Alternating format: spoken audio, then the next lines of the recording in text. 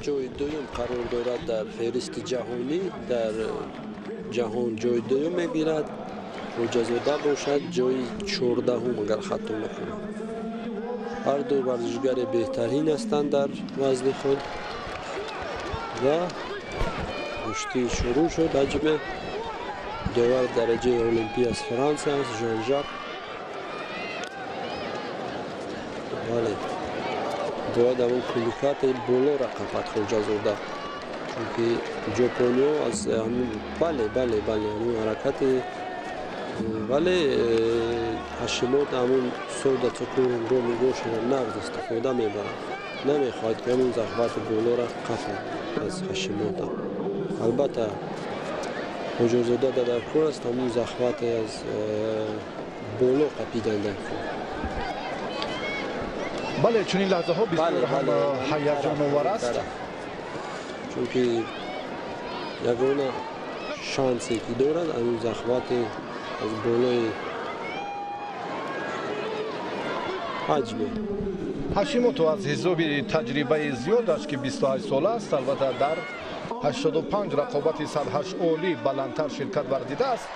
در دنیا نفر دوم محسوب می‌یابد. در رده‌بندی 5879 امتیاز دارد و در میان استادان کسبی هم چون بیان کردیم که این همون با نفوذترین مسابقات جودو در سال 2019 در جمهوری مردمی چین جای اول را گرفت. اینجا هم اندکی باز هم لحظه نگران کننده که اندکی مناسبتش رو زیشتر کرد. حالتی راست بودم که اختیار کرد در گوشتین توچکی و نگیم ضخامت بالا. بله حرکت کردن. بله خواجه‌زاده میتواند در مقاومت هر یک ورزشگر هم دلپرانه عمل کند. اینجا جایی البته بحث و گفتگو هم نیست. ببینید که با چهره سرشناس با نفری که امروز هم بسیار هم مرتبه و مقامش والا است در جودو در همین وزن. باید کلیکات حرکت بله حرکت کردن در کار همون ضخامت بالا. بله چون که دوست نمی‌دارد همون هاشیموتو همین ضخامت. اندکی فشار آوری اینجا لحظه که باید خواجه‌زاده باید در حرکت کند که بله جرأتش رو باز خوبتر نشان دهد. وقتی از بالا میگیرد الکی حریفش اینجا ببینید که اندکی نگرانی. اکنون خواه اینجا هم شیدو هست. بله اینجا گفتگو هم نیست. آشکار رو باید گوییم در مقابل اگر برده‌بندی که خواجه‌زاده در جای 20 است و این ورزشگر نفر دومی شناخته دنیا محسوب می‌یابد.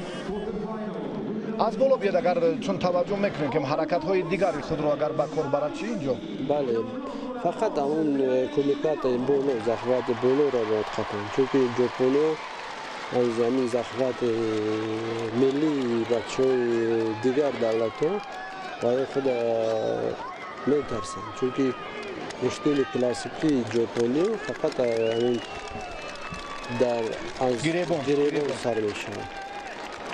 با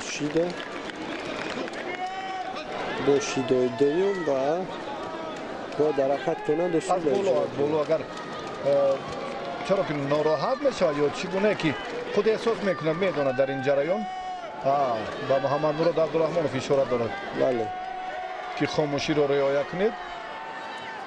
معلوم است که کسبیت والا است، بسیار در حراس است خواجه‌زاده. طبعا اینجا هم فکر میکنم که با جرأت همان نقطه نهایی خود رو باید که نشان دهد، دیگر جای برگشت هم نیست.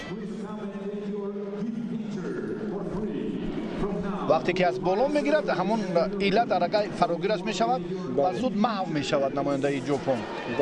به همین خاطر عموما نمیگذارد که دست به همون ولی فشار میبرد همون ورزشگر ژاپنی. نه پیشیده علاقه اکنون تمام. در نیروسنجی سلسله شیدوها آگاهی های بیشتری که خواجه‌زاده را ناکام کرد اما این خاتمه سابقه نیست. اصول تکنیکی را باید اجرا کرد. اصول تکنیکی را باید اجرا کرد. کوشش نمود اما با